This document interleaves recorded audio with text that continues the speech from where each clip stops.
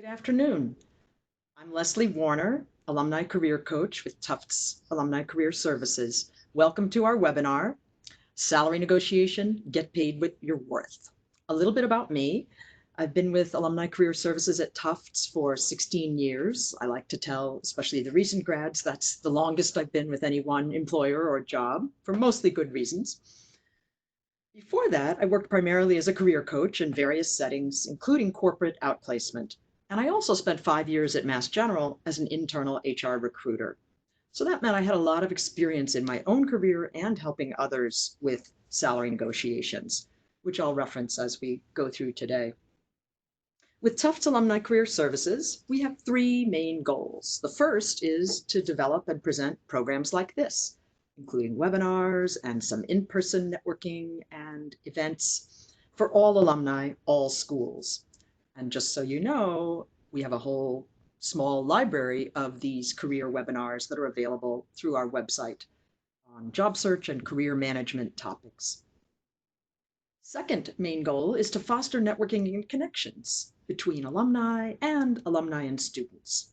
Right now, we're doing that partly through a new online resource called The Herd, which is right now for alumni to student networking. There's details on our website and the Tufts Alumni website, and also in the signature of emails from us, which you may have seen. We encourage you to check it out, join. The third thing we do is provide individual career coaching appointments and services for graduates of arts, sciences, engineering, and SMFA. Now, a little housekeeping for today's webinar. I'll be presenting from 1 until about 2:15.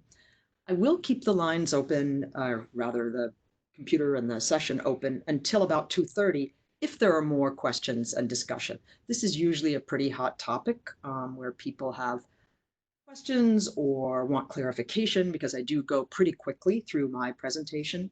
Totally fine. Whenever you have a question, whenever you think of something you'd like to ask about, just type it into the Q&A box space, which you'll find either at the top or the bottom of your screen. You might need to click on more, or you might just see it and it's click on Q&A and put it right there. And sometimes I'll pause and address it, right in the moment if it's to clarify something I've just said. But other times I may wait a little while and kind of group the questions in a sort of break period. Either way, we'll get to everything that we can during the session. The other thing I want to remind people about is I will be recording this webinar.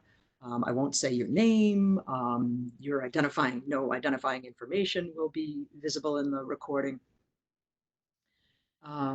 That means that you can check it out later. As I said, I will go pretty quickly. You can refer other folks, other alums to take a look at it. And we have an earlier version of the salary negotiation webinar that's already on the website. So again, it's available for you to check out. So jumping right in, why is negotiating the job offer important? Many of you already know that, but we'll go into a little more detail about that. How do you prepare to negotiate? How do you know what your market value is? Which, by the way, is not emotional. It's not, how good you feel about yourself and your skills. It's what the market will actually pay for them. And how do you know what that target market range is? What should you be targeting? What should you be asking for? We'll talk about how to do the research and prepare for that. Next, we'll talk about practicing. How do you practice for this? What does that mean?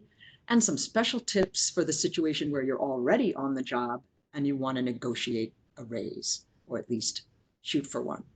And some talk about some of the resources available.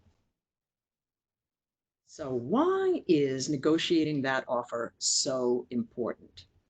Well, there's a stark truth, which is shown by research, by the anecdotal evidence we all have from our friends and family members, and definitely through broad-based surveys and research. When you don't negotiate, your next raise will be a percentage of a lower base, and the one after that, and the one after that. You can correct this later to some degree, but sometimes that may mean needing to change companies or negotiate harder and more assertively for that next position. other reason it's so important is that most organizations expect you to negotiate. It's kind of part of the business or hiring customs and etiquette. As we'll talk about, there are some exceptions in terms of organizations that may not have a budget available or may have a structure in place where they don't, for example, negotiate for new grads, but most of the time. So it's always polite and appropriate to try. And that's what I'll encourage you to do, to have a strategy, to have information, and to give it your best shot. Some things that may be negotiable, but may not be money, might have a big impact on your personal quality of life or be high priority, um, high value things to you. It might be flex time, being able to go into work and leave work at a time that's more convenient for you, or work from home a certain percentage of the time, or other kinds of negotiables and parts and pieces of an offer that could be negotiated. We'll talk about that because some of them are things like, say, having your employer pay for you to go to professional conferences or pay for professional development. At some companies, those things are all written out in a benefits package, all available and transparent online. But in many companies, they're not. Those are the kinds of things that may not be written down in an offer, but that could make a big difference to you, and you can negotiate for them. Now, what keeps people from negotiating? Some of it is beliefs, right? Oh, if I negotiate, I'll be perceived as greedy. Again, I don't agree with this, but this might be a kind of a voice in your head, or it might be something you've absorbed from your family culture or the culture around you. Some of these beliefs can have an extra layer that we don't have a lot of time to talk about today, but things like gender or being part of a marginalized group or not part of the mainstream group for that industry or that employer, you can feel more sensitive or more aware of these concerns and fears about negotiating. So if that applies to you, definitely seek out articles and resources online about negotiating for your personal um, identity and situation. We all want everyone to negotiate, and just acknowledging that it can both feel different and be a little different if you're in one of those different groups. So you may believe, oh, if I negotiate, I'll lose the offer. Like if I ask for more, they'll take all the marbles and go away. Yes, that can happen if you are not within the realm of, appropriate discussion for your industry, your job um, title, your level, but it's rare. It's truly, truly rare. Most of the cases that I've heard about, either in articles I've read or anecdotally, are people that were, for example, a woman I worked with who it was a full-time offer. She wanted it to be part-time hours, 30 hours a week instead of 40. She wanted it to be flex time. She wanted to work from home a good portion of the time. And those things were super important to her because of her personal and family situation. And we talked about it, that she wanted to negotiate and ask for those things. And we talked, and I said, you might lose this offer because, not that you're being arrogant or inappropriate, it's just it's pretty far out of the bounds of what the offer was. It was just a lot. And she wasn't a known quantity to them. So she did ask for all of those. She was clear, I'm willing to walk away. These are deal breakers for me. She did ask for those things. She did lose the offer. 2 months later, she found an opportunity that was a yes on all of those things. It was already a part-time opportunity. It already had the flexibility that she was looking for. So, you can't guarantee what your outcome will be, but I would just say it's rare to lose the offer. In her case, she knew that was a risk because of the multiple layers of changes she was asking for, and it ended up later on working out well. When she was clear about her priorities. Then another belief is, I might believe, and many people of us do believe, oh, I might be perceived as pushy. They just won't like me.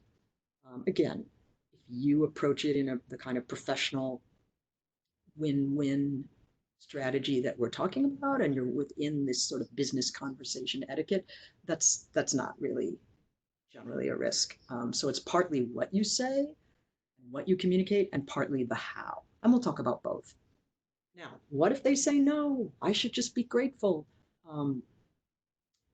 Again, part of normal business conversation, business etiquette is that you ask for something and you might hear no. And that, needs to be more normalized. As long as they say, no, this is what we can do, it can still be a win-win, where you can feel good about the job and that you made your best effort. And as I said, sometimes when the employer feels they need to say no on certain areas that have to do with money, they may be able to be flexible about other things that don't cost them money, right? So we'll talk about that as well. And we mentioned, if you're part of a non-dominant culture or non-dominant gender, you a little bit different situation, and you can, but the same principles hold true overall. Now, to counter some of these negative beliefs and fears, part of what I will suggest is, educating yourself, learning both what are my beliefs, what are the voices in my head saying, where do they come from, to the extent that I can work with them, and then educating yourself about, again, what are the realities out there? What are other people being paid for your same skill set in that same industry?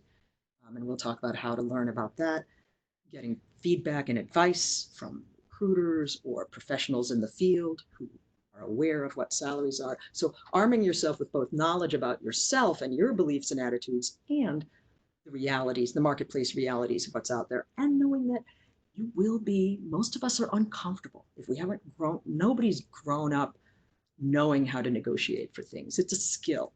It's like a muscle, and you can get better at it and you can practice. And, 15 minutes of being uncomfortable translates into thousands of dollars, or, as I said, these non-monetary things like flexible hours or working from home or going to conferences that may mean a lot to you. So your mindset is very, very powerful. As I say, arm yourself with knowledge, with information, and then use whatever tools are useful to you to help with a positive mindset.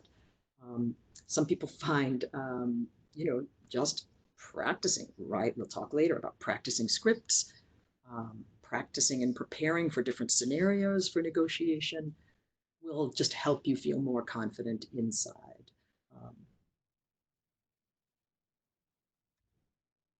And I got a question. Are they more likely to counter or rescind the offer when you ask for what you want? And, I'm going to answer that now because it's a great question. And it's such an it depends. Most of the time, again, if you're in, let's assume you're within the realm, not like my client who was kind of an outlier asking for 3 major shifts in the offer, the amount of the hours, the flex time, the working from home.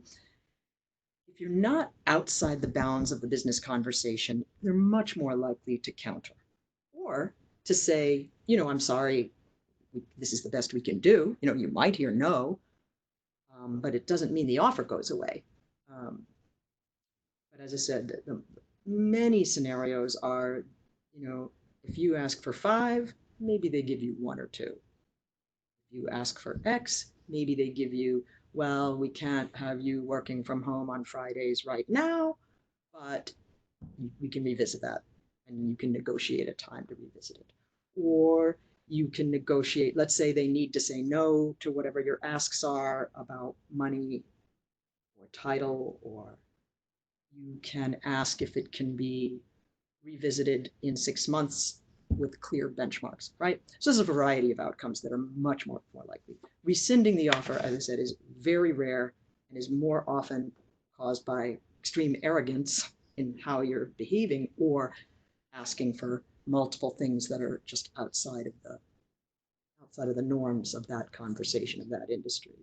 So most of the time, you don't need to worry about that. But check out and get advice and input on what's appropriate for your industry, for your sector, for your level.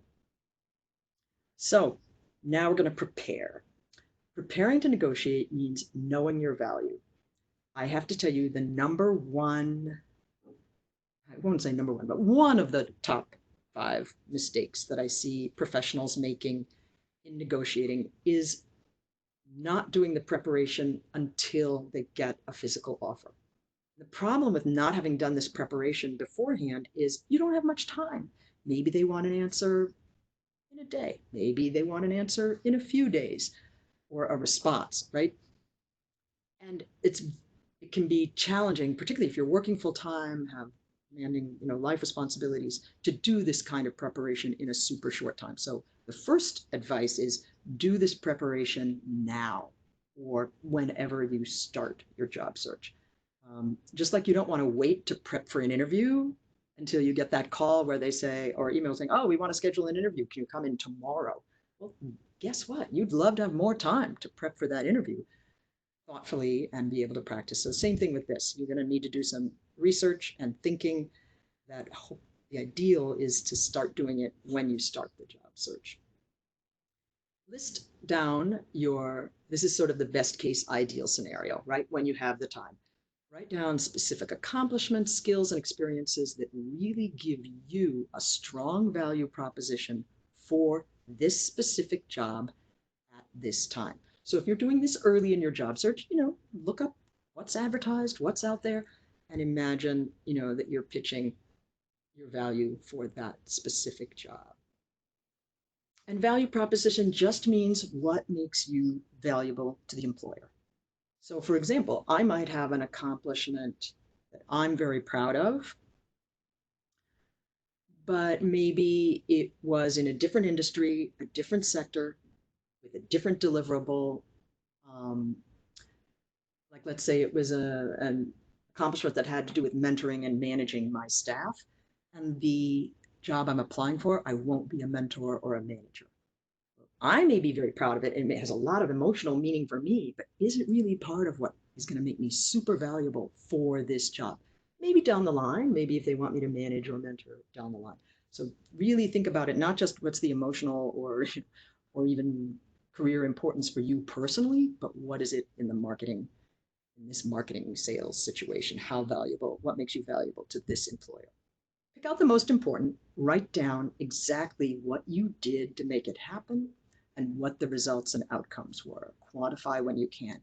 Hopefully you've done some of this work already, working on the resume, preparing for interviews where you need to tell these stories, right? Or possibly in networking situations where you've told these stories. If so, this won't be hard. It won't take a lot of time. You're just picking it up and really focusing, not just like, oh, I have this skill.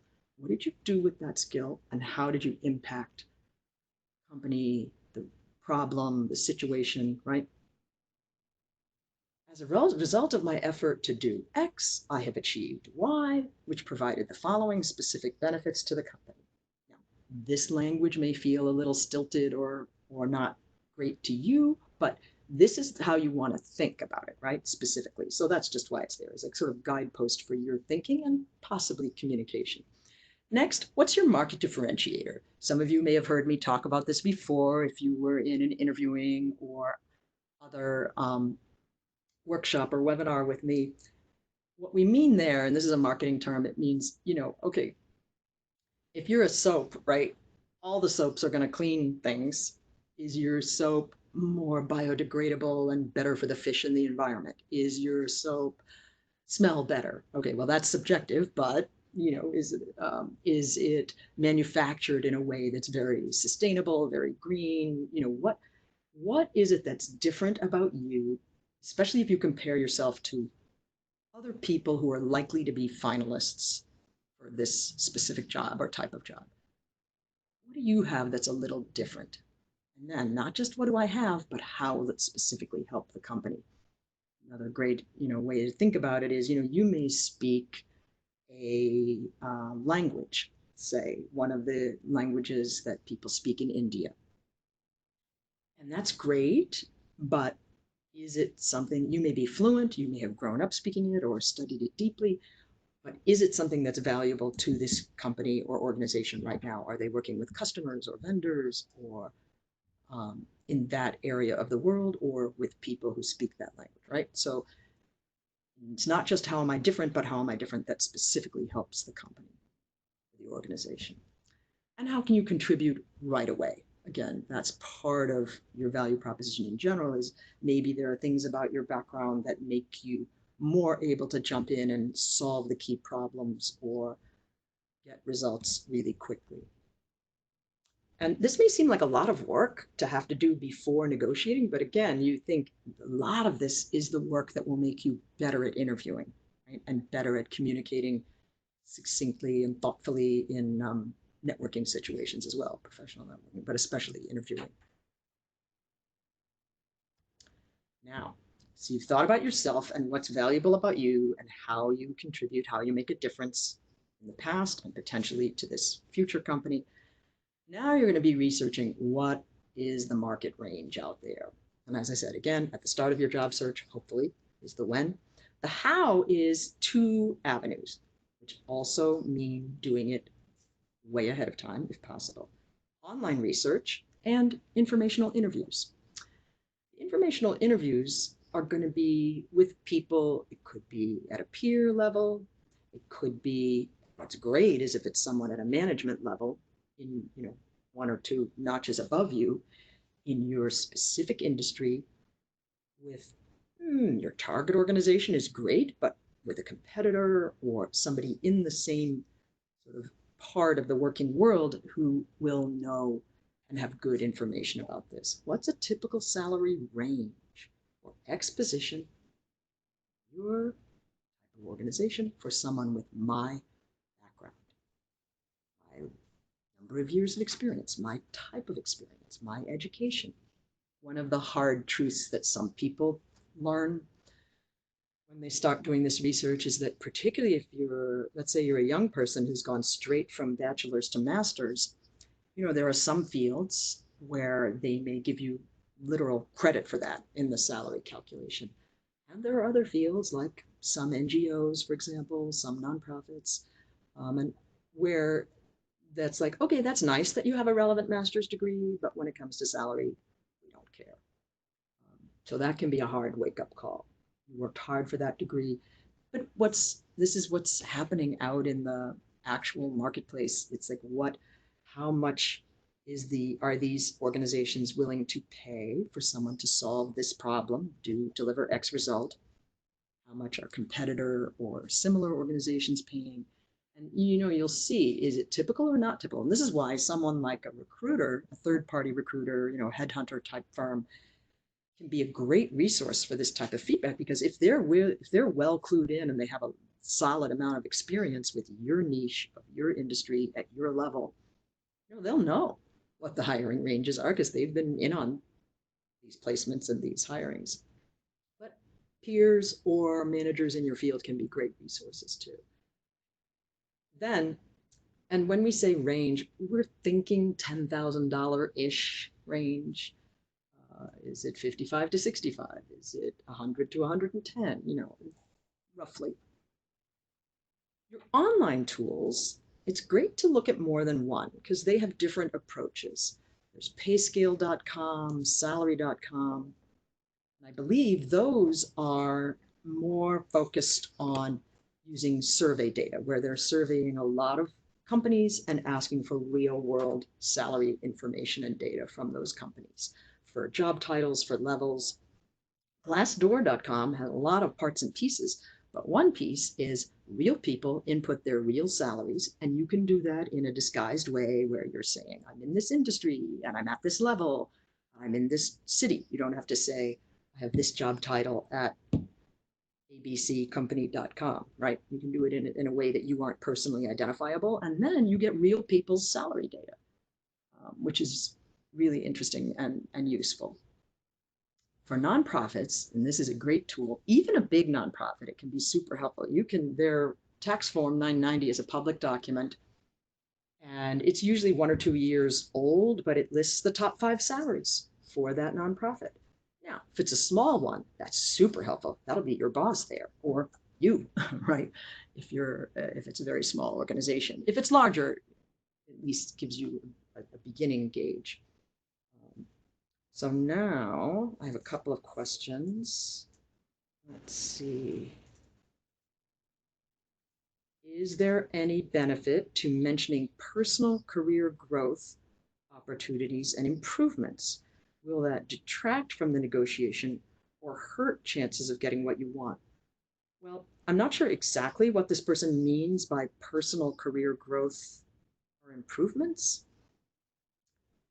If what you mean is the kinds of thing in other words, maybe it means if you've sought out additional training or taught yourself additional skills or sought out career building experiences on the job. In other words, just an improvement to you. Sure, those will be things hopefully that you've brought up during the interview process, and you can certainly reference them. It doesn't hurt your chances. I don't see any way it could be harmful if I'm understanding the question correctly.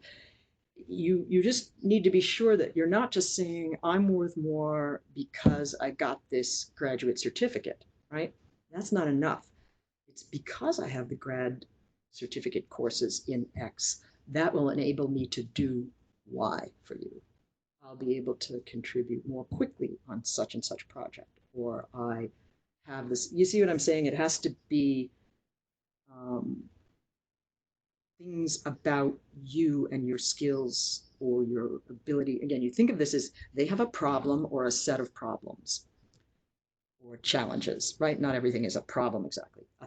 And you are going to be helping to solve it or contribute or chip away at it, right? And that's what it's based on. So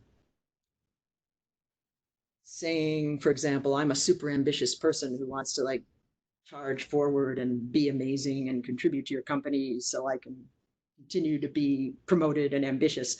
That I made it sort of a cartoon version of it, but you have to be careful about that because if it's about I'm going to be promoted, I'm going to do amazing stuff, right? The focus, that's not the right focus. They want to know what are you going to do with the problems at hand, with what's on going to be on your desk now, and also how are you going to build towards the future? Yes. And different industries have different sort of cultures about ambition and being hungry to move up. So again, you need to fit within what fits for that industry culture to some degree. So I hope I responded to that question. If I didn't hit the angle that you wanted, if that person can certainly craft a follow-up or a different question. Is it appropriate to negotiate over vacation days? Should this only come after base salary is negotiated, especially if in base salary negotiations you end up with less than you wanted? You are getting into my strategy questions, which we'll talk about in more strategy discussion. We'll talk about more in a few minutes. But the quick answer is yes, negotiate about vacation days. Some companies and industries that's more possible than others. Yes, probably that's something you do after the salary is negotiated. And again, in some companies and industries, that can be a place where they might offer you a little bit. But again, we'll talk more about that. But the basic answer is yes, you can ask. Okay, here we are. What else might be negotiable? Review lists of what might be negotiable. And that's what we started to jump into with this question. Here's just a quick list. You can look up lists online. What else might be negotiable in a salary offer? And you'll find some of them, particularly for those of us working in nonprofits or higher ed, something like a golf club membership is so far out of the realm of our company culture as to be laughable. Relocation expenses, however, is an interesting, it depends.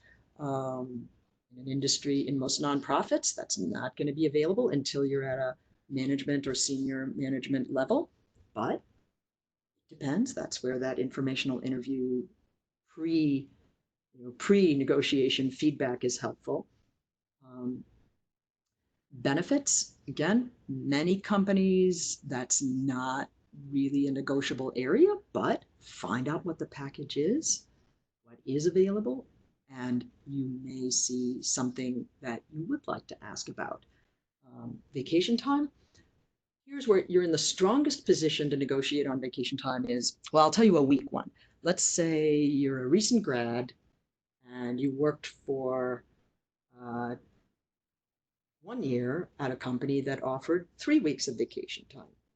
And now you're 2 years out, you're 1 year out of school, you want to change jobs, and the new company is a sort of old school engineering, manufacturing company that starts everyone with 2 weeks of vacation time. You're like, ugh, I hate to go backwards. You can try asking, gee, is it possible for there to be any flexibility in the vacation time? Again, after you negotiate for around the money. And odds are you'll hear no. But because you're too close to the people they hire in age and experience to the people they hired a year ago who are still at 2 years of 2 weeks of vacation time, right? Always fine to ask politely, as well as you're not asking for the golf club membership when you work at Tufts University, or not that I want a golf club membership. However, let's say you have 20 years of experience and you've been working at a company for a number of years and you've worked your way through their benefits progression. So you now have 4 weeks of vacation time. And you're interviewing at a new company where the standard offered is 2 weeks, right? And it could happen. There's still some of those old school companies out there. And then your people that are closer to you in experience are going to be having at least 3 weeks, maybe 4 weeks of vacation time, right? So in terms of your people at your level, people at your stage of career, you can definitely make that ask. And your chances are pretty good of getting at least something. Maybe everything you ask for in vacation, maybe not. Um, Companies are variable on that, but it's fine to ask. Again, we talked about flex time, meaning coming in earlier or leaving earlier, coming in and leaving earlier, working on different hours than maybe others do, telecommute, working from home, bonus, stock options, again, normal parts of the offer for some industries and sectors, not part of the offer at all for others. So, know what's happening, what's current in your industry, your situation. Now, bonus is an interesting one. If you're in an industry or a sector where people do get hiring bonuses, then that is a way an employer can say, well, we couldn't give you everything you asked for in salary, your base salary offer. Maybe they'll come up a little bit when you ask, but then when you next negotiate about the bonus, they may be a little more generous there because it doesn't cost them anything the next year, right? If they give you a base salary of 100,000, and that's what everything moves from in future years. Whereas if they give you a base salary of 90 with a bonus of 10, picking a hypothetical example, right? Then the following year, bonuses vary from year to year based on team performance, individual performance, and company revenues, right? You could be awesome the next year. Your team could be amazing. But if the company doesn't have the revenues or the profits that they expect, there won't be as much in bonuses. So does that make sense, right? That you want to know if that bonus type of negotiation is normal conversation in your industry. And then it can be a way that an employer might be willing to be a little bit flexible because it doesn't cost them anything the next year, right? Professional development, that's something I recommend everyone take a look at. Some companies like say I used to work at Mass General, at the time that I was there, they had it baked into the employee policy handbook that there was X dollars per employee for professional development each year, but it was pretty there were some constraints around it, right? They wouldn't pay for you to just go get any bachelor's degree you felt like, or it had to be directly related to healthcare or to your career, your work. You can always see if there is something written down in an official policy. You can ask about what that can be used for, whether there are any constraints on it, and about attending conferences. Again, things like laptops or phones or technical tools, it really depends on your your field or your industry. And that is changing and evolving. Certainly when 10 years ago at Tufts, we had, a computer on our desk at work.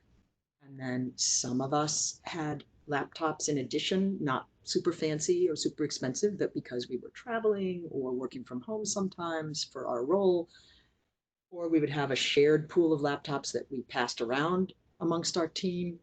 Now it's much more common in our area of Tufts to have a laptop that docks into, sort of connects into our screen at work and can also be taken home. So sometimes what is current or what's happening in your field can change. So know what's current, know what's out there.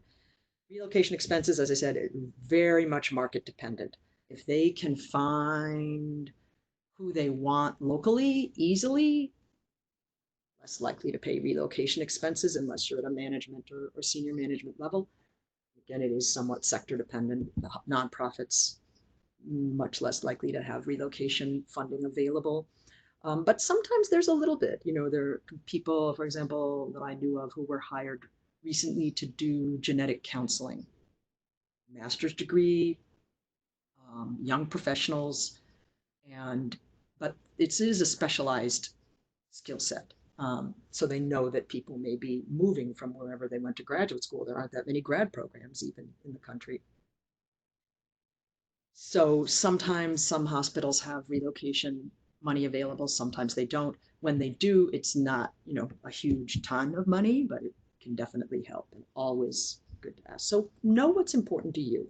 Know what you might want to ask about. The other thing that I didn't put on this list, but which is great to think about, is in your first 3 to 4 months on the job, do you have any commitments where you've already paid for a vacation, or you were planning to take Friday and Monday off because your sister's getting married, or there's a conference that's very important to you that you really want to attend, even if the employer won't pay for you to go, you would like to have permission to be gone from the office those days doing this professional conference. So look at your calendar, really, really make sure you're checking all, if you're like me and you have a calendar at home, a calendar at work, yes, to some degree calendars can sync, but be sure you're checking everything, because this is the time to ask. You don't want to show up at work and say, oh, by the way, can I have Friday off next month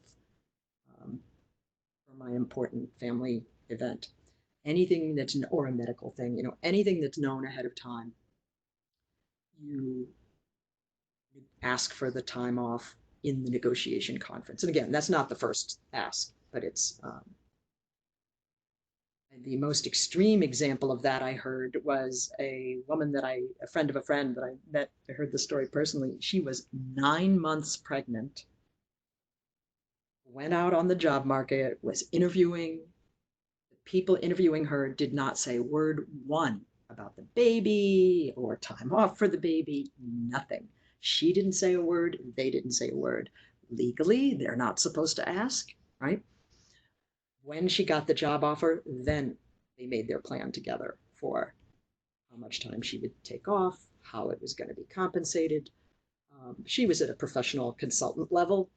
Um, Personally, I just psychologically, it wouldn't, that wouldn't be my comfort zone to not say anything about my work professional plans for after a baby when I was 9 months pregnant. But strategically, she was right on. You want to have your most leverage. Your highest leverage point is when they know all about all the value you can add, problems you're going to solve for them, right? And that is at the point of offer. So, and a question has come in: are signing bonuses customary for any particular type of hire? Oh, external versus internal. That's interesting. By internal, I'm assuming that person means a transfer from one department to another, where you're applying for a new job within your same company. I will say I've never heard of a signing bonus, and my colleagues in the room are shaking their heads too, for someone who moves to another role, even if it's a promotion or a different department in the same company. I'm not saying it could never exist. I'm just saying I've never heard of it, and it would be unusual because remember, it's a sort of one-time incentive, signing bonus, to join the company, to come on board. And again, that has nothing to do with whatever they'll pay you next year. But good question. Thank you.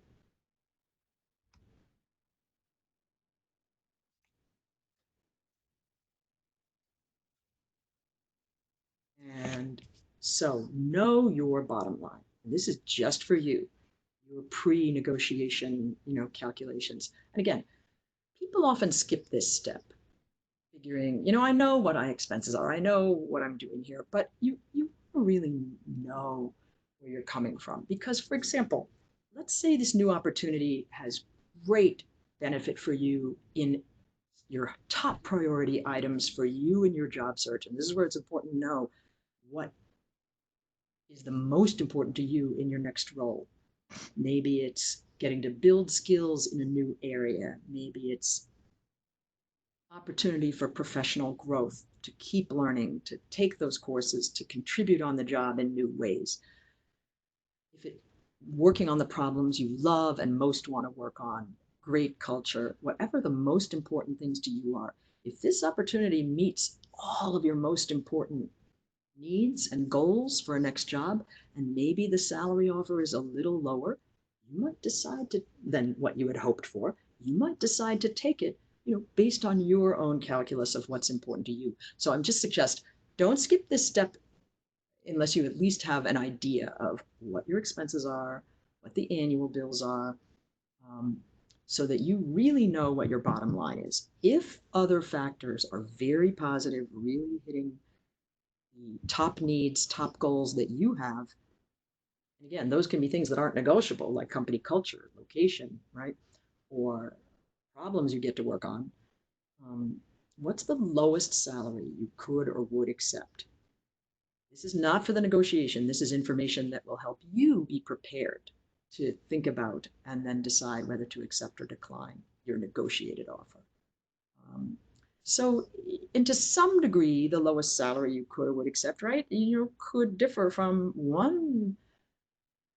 These days, most companies are not paying for the health insurance costs of any employee. They're cost sharing, they're paying something.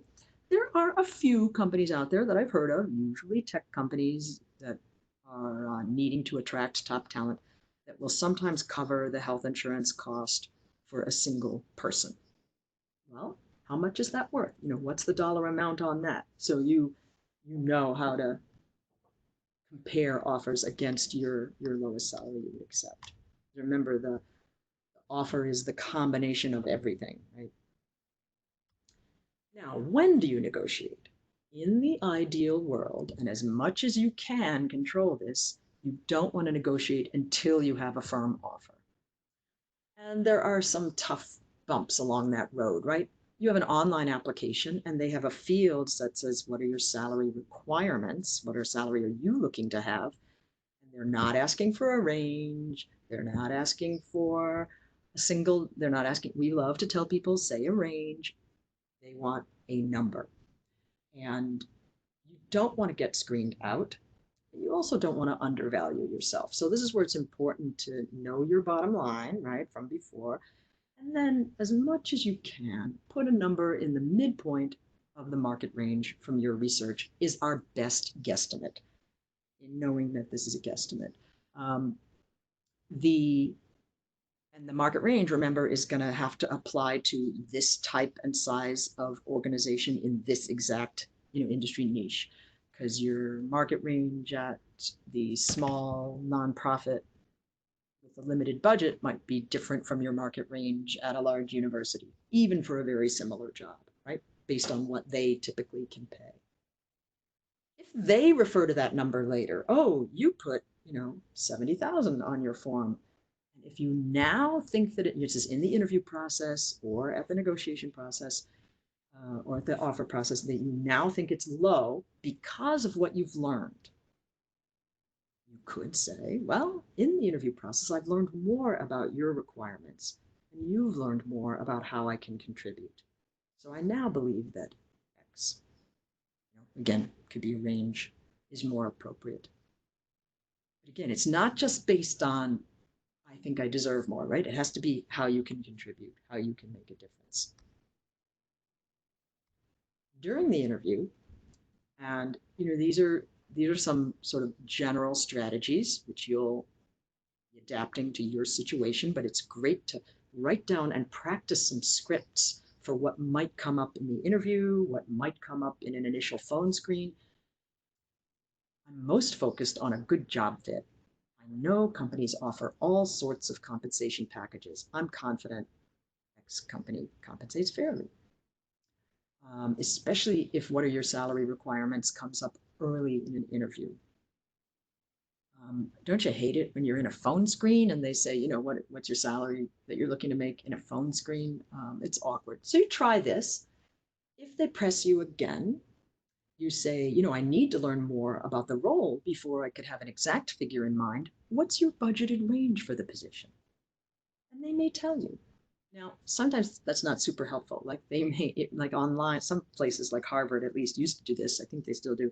They'll say the salary band is 57 and the range for that is 60 to 120. Well, that's not super helpful because I promise you that manager is not going to pay 120 in most cases. What is their actual budgeted range?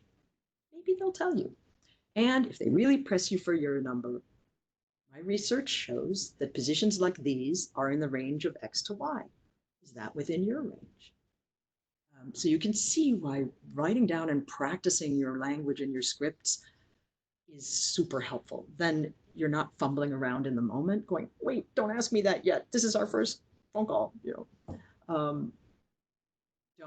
Don't start negotiating until you have an offer. Again, that's when you have maximum leverage because you know more about their challenges and you've been able to show them your value against those challenges. So the right, you were talking about the scripts, and again, the second one, another one of the top 5 mistakes that I see with smart, professional, capable people is they think about these issues, they do some research, they read some articles or books, listen to a webinar, maybe they even write down some scripts, but they don't practice saying it out loud. And it's different, right? It literally uses different part of your brain to make words come out of your mouth than to just have them written on a piece of paper. Writing them on a piece of paper is a good step, and that definitely helps, but you also want to be comfortable having them come out of your mouth. And that can be just practicing on your own, practicing and speaking into something where you can record your phone or your computer, recording what you say, listening to it, practicing in a role play with a friend, give them a script, tell them to try different things. We'll talk more about that. Now, questions about salary history. What did you make in your last job, in the job before, are illegal in Massachusetts, some states, and some cities. However, these are in most areas relatively new statutes coming in the last year or few years. So that's helpful. And one reason those laws got passed and are continuing to pass is because again, solid research data shows that employers, both consciously and unconsciously, use past salary data in a way that has disproportionate impact, right? If women or other groups have had lower salaries in the past in certain occupations, then by asking about those past salaries and basing offers on them, the past inequity gets perpetuated. So research has really shown that. Policymakers took note, made it illegal. If you're in an area, however, where it is legal, or you do get that question, what's your past salary history? Try to give ranges. Although, if they legally can ask the question, they can also legally ask you for a W-2. So be careful. Don't be so general that you're fudging or exaggerating or making it not truthful, because you will be fired for that, or can be anyway. I know personally of situations where that's happened, where somebody blatantly lied, exaggerated the past salary, in order to get a better offer. And then the two managers, the new manager and the old manager, were in the same industry. And one of the new managers said to the old manager, they were literally like playing golf or at a social event or something, and said, "Oh, gee, I hear you've been paying your consultants really well these days." And old manager said, What do you mean?" And he said, "Well, we hired somebody and they said you paid them, 60 an hour or whatever it was." And the old manager said, "That's not true. That has never been true." So that person, the new hire, lost their job. So don't lie. Um, but if you do need to answer, if you are in an area where they are able to ask, think about it strategically and be ready to explain why or how the past salary doesn't relate or dictate what your current salary range should be. Do you have a different value proposition because you have different skill set or new skills that you've been building? Are you changing sectors, changing industries? This is especially true when people go, and people understand this, if you go from nonprofit to for-profit, the exact same skill set is usually paid better in the for-profit sector. On the other hand, if you were paid very well in a private sector role and you're switching to nonprofit or government, again, you need to address it. And if they're legally talking about it.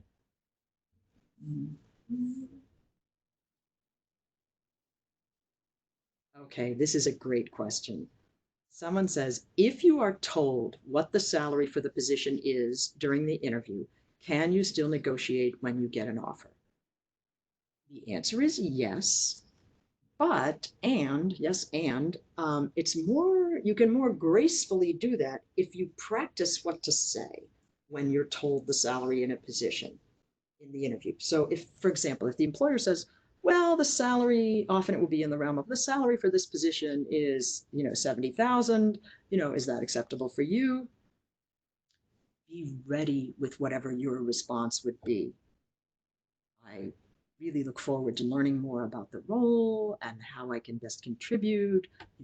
That's certainly within the range of what I was expecting. If it is, if it, you need to think about if it comes up in the interview, how will you respond if the number you hear is below what you're hoping for? How will you respond if it's within the range? Of course, occasionally someone hears a number that's really higher than they thought. And again, you don't want to be like, wow, that's amazing, because then that makes it a little harder to negotiate later. So you certainly can, because remember what you're negotiating on, but it helps if they say in the interview, the salary is X, and you say, oh, that's good, that's not as great a position to, in a way, you've already agreed to it, and it's a little harder to negotiate later.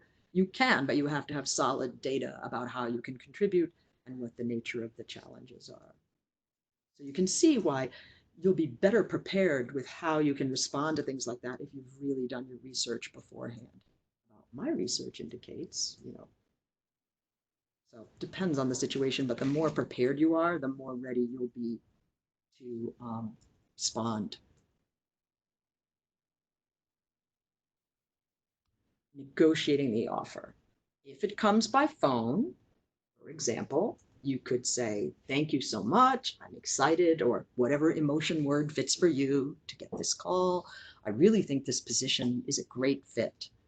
You see what you're saying? You're saying positive things, emotional things, truthful things. You're not saying yes, right? You're saying, is it possible to send all the details in writing?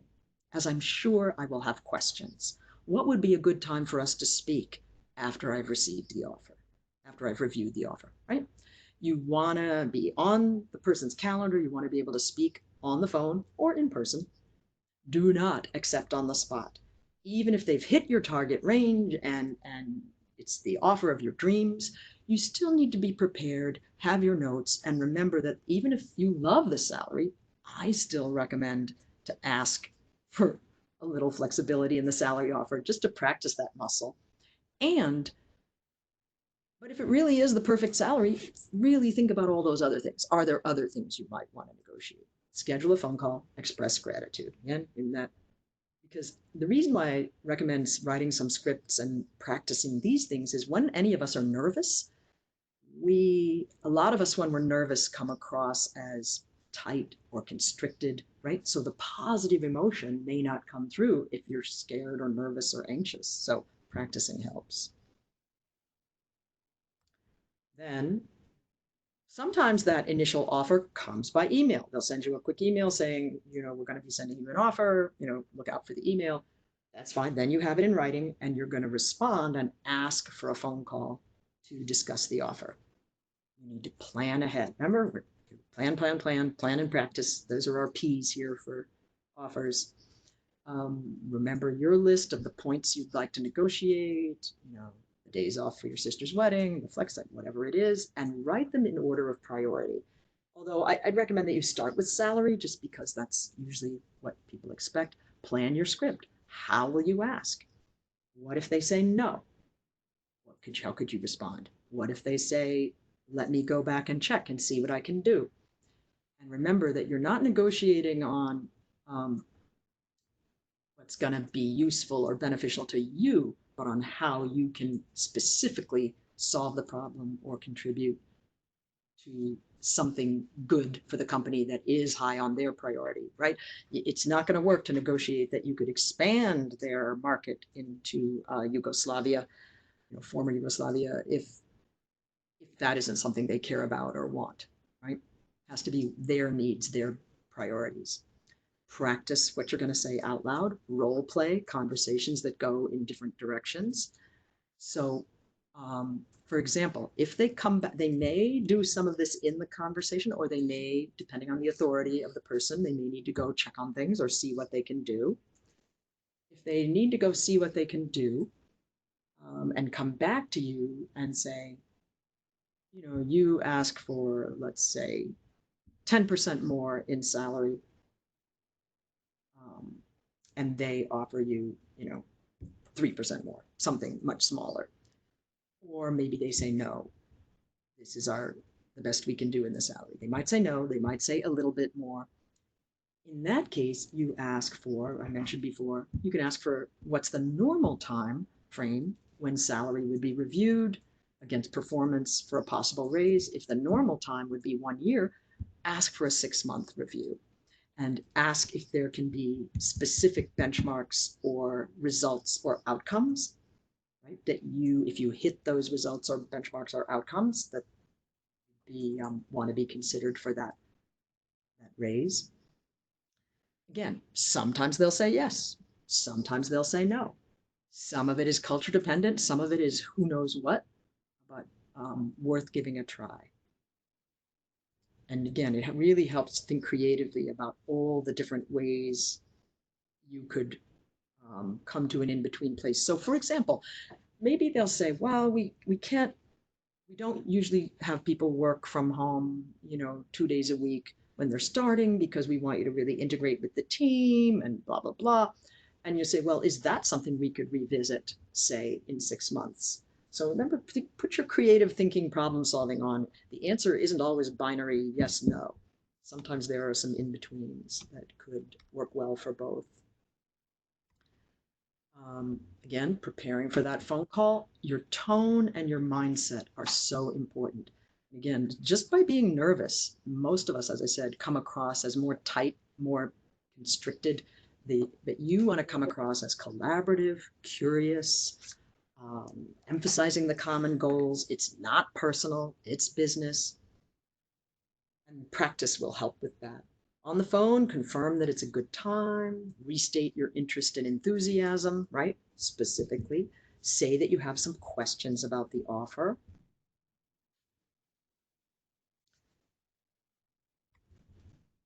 Sample script. I appreciate the time that went into the interview process of creating this offer. You mentioned a starting salary of X. I'm wondering if there's any flexibility in that number. Stop talking. Wait for what they say. Common tendency for many of us, both in negotiating and in being nervous, is to overtalk. Use silence is your friend, used appropriately. And this is one spot. You're asking permission to have the conversation.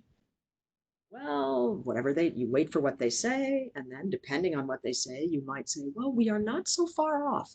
Based on my research with comparable roles in this area, I was thinking of something in the range of Y to Z. usually around a $10,000 range. Or you may wish to highlight the special value you bring, the market differentiator, right?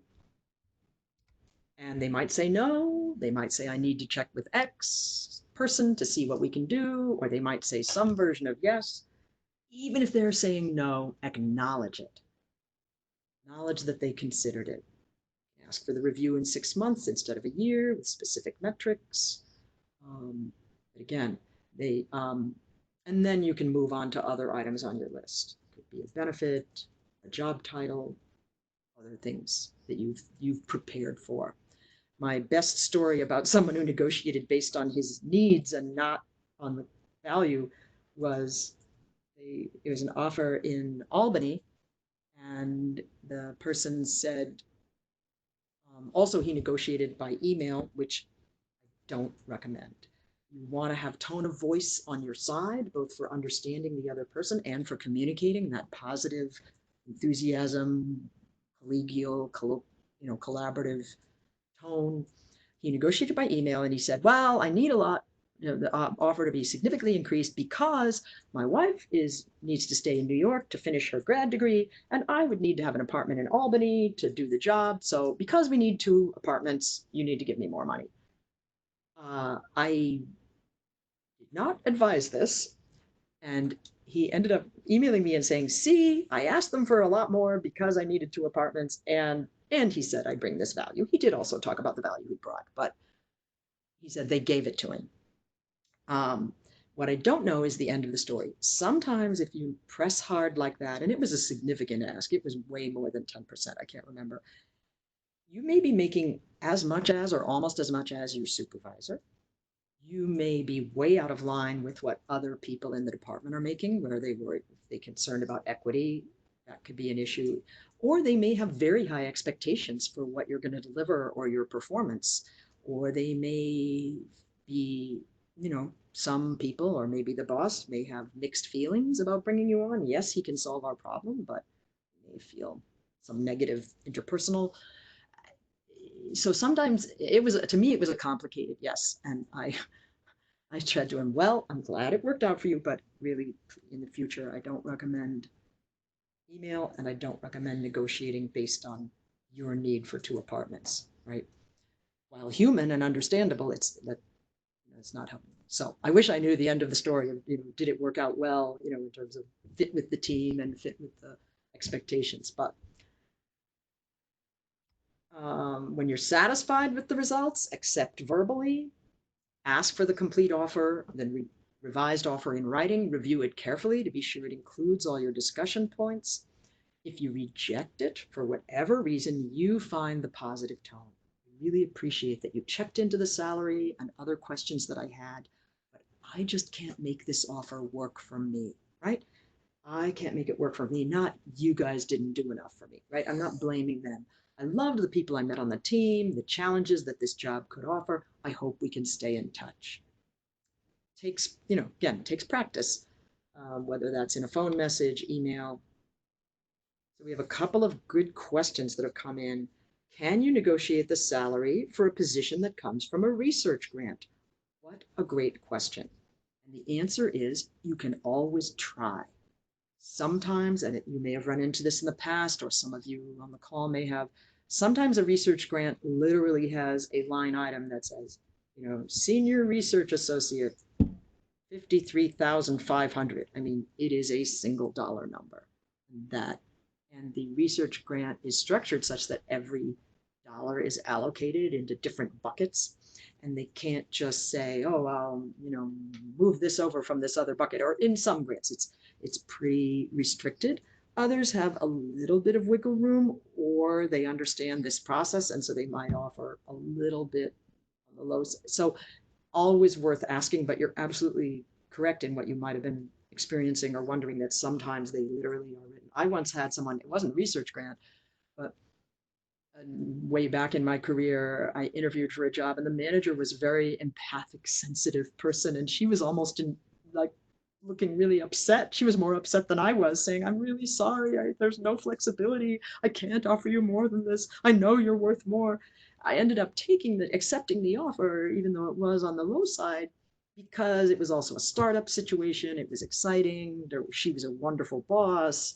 So there were a lot of positive boxes that got checked for me, that made it a good job, for a while. And I knew I wouldn't stay in that role at that salary forever. But so it was fine that I asked. It just, she was upset at not being able to say yes. That's rare. She was very more upset. So yes, that's a complicated answer to yes, you can ask to negotiate. But remember, in a research grant situation, do they have in that bucket of professional development or conference? It may be restricted. Maybe it's only for conferences where you're presenting. Well, guess what? Go be ready to present. Um, Another great question. I received a verbal offer, which I accepted, and it was then rescinded, and I was asked to reapply for a position with a lower salary and benefits with a different hiring manager. Wow. How would you negotiate to preserve as much of the original offer as possible? Well, that's a complicated one, and I'd be happy to chat with you, offline via, in a quick phone call if you'd like. Send me an email if you're here listening and would like to do this. But the quick answer I'll give, because this could come up, is the offer that was rescinded. We don't know, I don't know why, but it's quite possible. Sometimes a department is told, no, can't hire on that requisition, can't replace that person, we're going to hit the pause button, take it back. Or, I had one senior executive I worked with who twice during a volatile period around 2002, he had a written offer, and then it was rescinded because the company was acquired or was in an acquisition, negotiations right at that moment. And they said, no, we can't relocate you and your family to Texas. We're right in the middle of this acquisition thing. So they still loved him. They just rescinded the offer. So the position with the lower salary and benefits with a different hiring manager, you're in an interesting position because you have to assume that they're going to talk to each other. So that other hiring manager may have a lot of positive things to say about you to the new manager. Um, you, but it's also going to be a fresh negotiation because an example, one way to think about it is like, let's just use round numbers. The new manager with the different job description, they may say, we have an $80,000 problem. Yes, you may be worth 100,000 or whatever it was in another role, but our problem is only worth 80,000, right? So we can talk more offline about this, but that part of your challenge the good news is, at least they felt positively about you and your skills and your contribution. So you can't really preserve the original offer.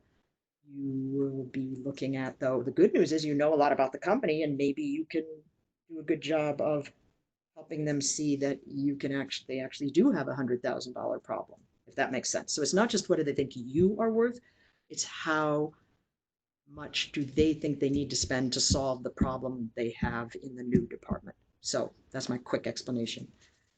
But great question. And I look forward to hearing what happens, whether you need my input or not. So we're getting close to 2:15. As I said, I'm happy to stay on the line longer if there are more questions, but I wanted to have a chance to talk about how once you're on the job, negotiating a raise is different. The good news is, they know you and they know a lot about what you can do, what you have done, but you can't count on anyone else to preserve, document, and keep track of all the good stuff you've done.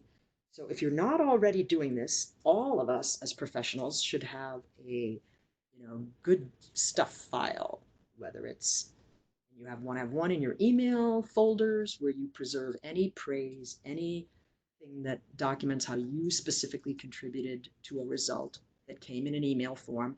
You also want to have it preserved somewhere else because there may be a document that you start where you note down verbal praise that you get for specific results, specific outcomes. You want to keep track of specific projects you've worked on and what your contribution was and what the outcome or result was and the dates. So you want to have your project tracking list, your sort of praise or feedback, we call it feedback, tracking list. Um, and you want to have it, this is for your own professional presentation, you want to make sure you have these good files of your project and results and feedback easily findable and gettable if, God forbid, you lose your job or a layoff happens. You want to have it easily accessible to you and not dependent on being able to like be into your work computer, right? Copy it into a form or a place where you can have it. Because no matter, even if your boss is wonderful and thinks you're terrific, they are not laser focusing on setting up and documenting everything you've done towards helping you get a raise. That's not their only job. And when you decide that you're ready to ask for a raise, this could be, again, this will be influenced by company culture, by organizational industry culture, and what's happening in your trajectory. If you're that person that we just talked about, if you decide to go in at a lower level with a lower structure, lower paid job, and you really prove your worth and deliver results that are above and beyond, maybe you're going to be at that point after just 6 months. Maybe it'll be a year, maybe longer. Come prepared with your pitch, exactly how and how much you've contributed. Quantify whenever you can, um, and update your research about your market rate, right? Sometimes, particularly if you're at one company for a long time, this gets a little technical, but there's a thing called salary compression, where if you stay at one company for 15 years, your salary may be a little lower or significantly lower than peers who've spent those 15 years moving a couple of times, 2 or 3 times to other companies and negotiating for promotions or raises along the way. Good companies will do equity checks and reviews and sometimes salary adjustments, comparing their folks to people in the field at other peer companies, but you can't count on the institution to do that for you, right? I've really enjoyed working here. I'd like to talk about a salary adjustment based on contributions I've already made. And here you cite some of the specific accomplishments. I'd like my compensation to be more competitive. And then again, silence is your friend. But before you have that little conversation, you need book time for a closed door meeting with your boss, which for some people takes some doing, right? Depending on the workplace culture and to say you want to talk about.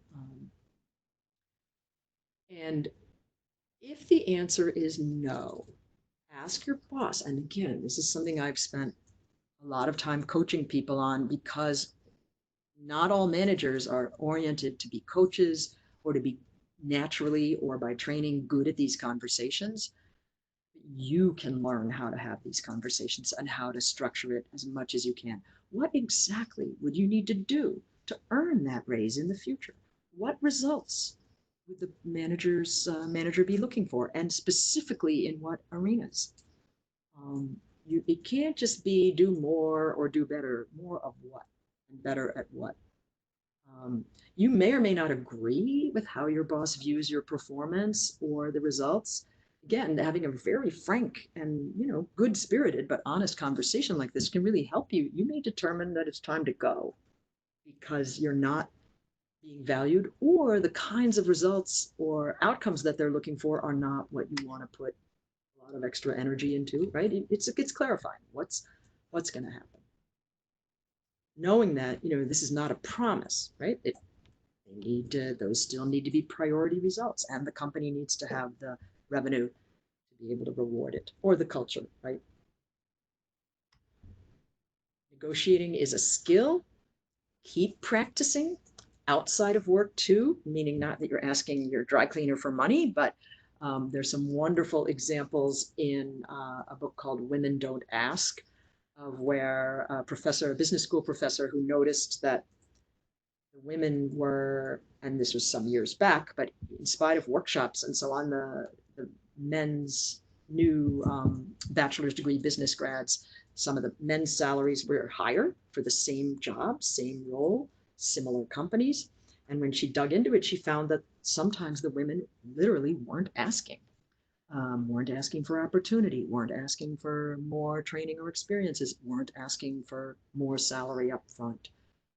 So she has some great examples in her book, and other negotiation books do too, of how you can practice the muscle of negotiating in your day-to-day life and get used to being rejected, to hearing no. Some of us are socialized where no feels like negative or critical or bad, but no is normal, right?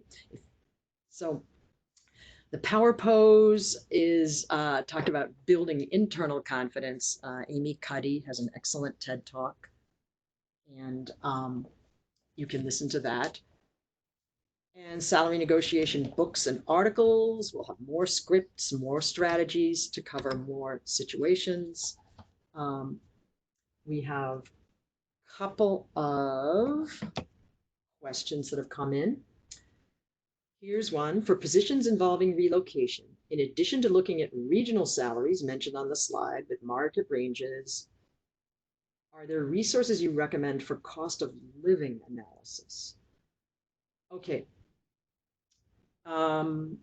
There definitely are, to compare very data-based comparisons of cost of living in different cities. I don't have the, is that on payscale.com? I'm asking my colleague. I can't remember. It's definitely out there. Try mint.com, try NerdWallet, which are more broad financial resource websites, and also try Payscale. But they're definitely out there. Great question.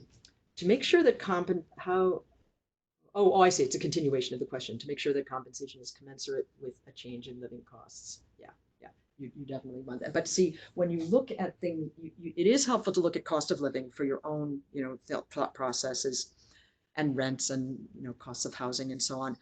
But companies know what city they're in. So to some degree, that's baked into the offer. Sometimes not as much as we might like, right? A city like San Francisco is really struggling with that because the housing costs have really skyrocketed. So some companies, particularly tech companies that can afford to, are doing creative things like running free shuttle buses from places where their employees live to where the office is, or free shuttling to and from train stations, again, to knowing that the employees won't necessarily be able to afford to live right near where the company is. So thank you for these excellent questions. Do I have any more questions? No? As you hear, this is a somewhat complicated topic where some of what happens in the conversation, you'll need to be responding in the moment to new information or new angles, but there's also a lot that you can predict. Most of what I've said will work most of the time. And if you're prepared with your thoughtful research and your work on your own mindset, and you have numbers in mind based on real data, with talking to people, with honest feedback, with online information, then at least you can have a thoughtful conversation about it. And you can predict some of the ways the other side might respond and prepare scripts and practice for those. And I promise you, it gets a little easier, even though for some of us that weren't raised this way, it's always going to be uncomfortable, but you'll get better at it. So good luck with the practicing and the getting better at it. And let me know how it's going. Thank you.